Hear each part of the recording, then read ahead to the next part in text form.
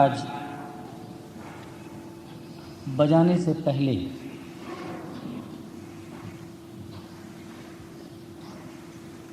میں آپ لوگوں سے کچھ کہنا چاہتا ہوں، خاص طور سے بجاؤں گا بعد میں۔ ظاہر ہے کہ آپ نے مجھے بجانے کے لیے بلایا ہے، بولنے کے لیے تو نہیں، لیکن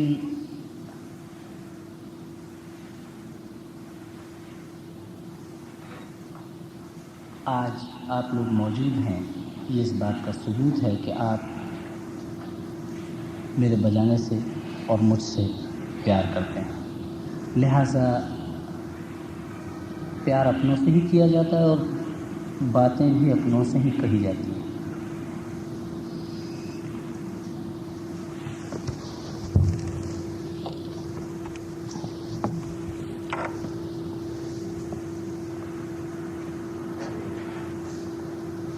ہمارے ہندوستان کے ہندو قوم کے اندر ایک پرمپرا ہے کہ اگر کوئی شخص کسی کو گرو بناتا ہے تو اس گرو کے لڑکے کو وہ گرو بھائی کہتے ہیں، لیکن ہمارے ہاں ایسی کوئی بات نہیں ہے۔ وہ ہمارے دادا یا پردادا یا باپ یا بھائی یا چچا کا یا ماموں کا کسی کا بھی شاگرد ہو، اسے شاگرد ہی کہا جاتا ہے، گرو بھائی۔ سب سے پہلی بات میں آپ سے یہ کہنا چاہتا ہوں،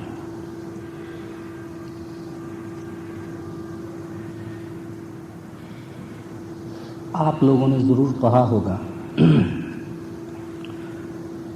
خان صاحب استاد ولایت خان صاحب نے ایک انٹرویو دیا ہے سوسائٹی میگزین کے اندر 1982 دسمبر کا، لاسٹ منتھ کے ایشو میں۔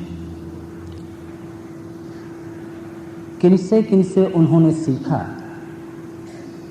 یعنی